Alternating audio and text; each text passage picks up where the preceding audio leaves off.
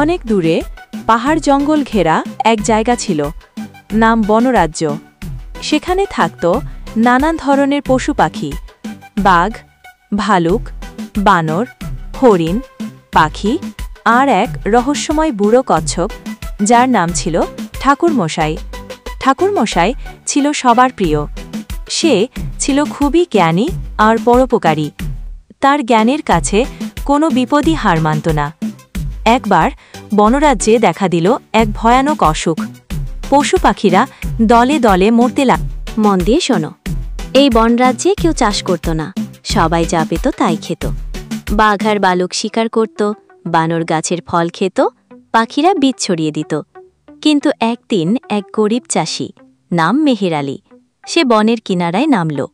সে খুব গরিব, কিন্তু খাটতে পারে, আর তার একটাই স্বপ্ন, নিজের জমিতে চাষ করে সবাইকে খাওয়াবে।